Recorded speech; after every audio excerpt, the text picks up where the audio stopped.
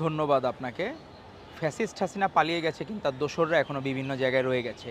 প্রশাসনের সকল জায়গায় আপনি দেখবেন তারা বিভিন্নভাবে, বিভিন্ন লেবাসে, বিভিন্নভাবে আমাদের গণতান্ত্রিক ধারাকে বাধাগ্রস্ত করার চেষ্টা করছে।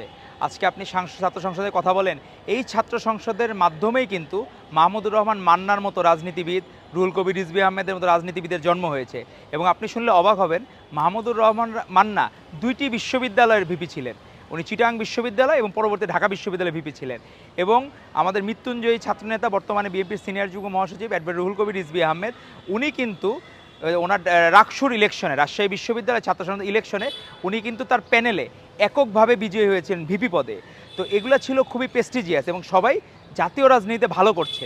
কিন্তু সমস্যা হয়েছে, মানুষজন যে রাজনীতি বিমুখ হয়েছে এই আওয়ামী ফ্যাসিস্ট আমলে এবং নিষিদ্ধ ছাত্রলীগের দ্বারা নিষ্পেষিত হয়ে মানুষজন সকল রাজনীতি বিমুখ ছিল।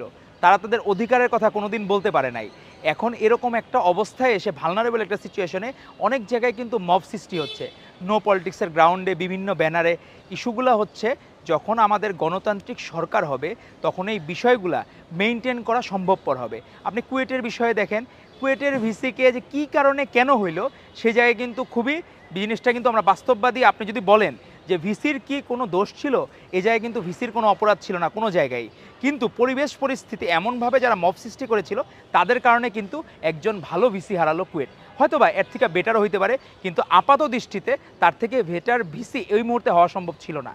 এটা কিন্তু এই ছাত্র সংসদ ইলেকশনে যে চর্চা থাকতো, নিজেদের অধিকার আদায়ের কথা যদি মানুষ বলতে পারতো তাহলে সেই জায়গায় সম্ভব হবে। আমরা অবশ্যই শিক্ষার্থী বান্ধব মানে আমরা ছাত্র সংসদ বান্ধব।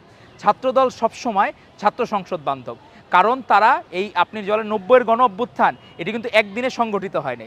৯০-এর গণ অভ্যুত্থানে আপনারা এই ডাকসুর ভিপি হয়েছিলেন, তখন ওই সময় আমানের মাধ্যমে আপনি যে বলেন এখনও ওই সময় ভিপি আমান কিন্তু ক্রেজ ছিলেন। ওই পুরো টাইমটা কিন্তু আপনি দেখবেন যে এই ছাত্র সংসদ ইলেকশনের মাধ্যমে সারা বাংলাদেশে ছাত্রদলে বীজ বপিত হয়েছিল সেই সময়। তার আগে কিন্তু মানুষজন জাসদ ছাত্রলীগ করতো, ছাত্রমৈত্রী থেকে বা ছাত্র ইউনিয়ন থেকে আগত।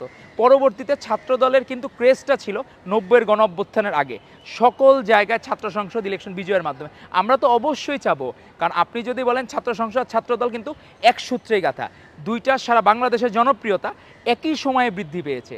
ছাত্র সংসদও যখন বংশবৃদ্ধি করেছে, ছাত্রদলও তখন ওইখানে মডিফাই হয়েছে এবং ছাত্রদল ভালো করা শুরু করেছে। তো আমরা চাই ছাত্র সংসদ আবার ফেরত আসুক, কিন্তু একটি গণতান্ত্রিক সরকার যখন আসবে তখন ছাত্র সংসদ নির্বাচন হলে মানুষজন ফেয়ারলি যাতে ভোট দিতে পারে। আমরা কখনো চাই না যে মাঝে যে ইলেকশনটা হলো ডাকসুর ইলেকশনে, সেইখানে শুধুমাত্র কিছু সিটে লোক দেখানো দেখে তাদেরকে উইন করানো হয়েছিল। আমাদের ধারণা যে ম্যানিপুলেট করে হালাল দেখানোর জন্য আপনি দুই একটা ক্যারেক্টারকে আপনি উইন করেছেন।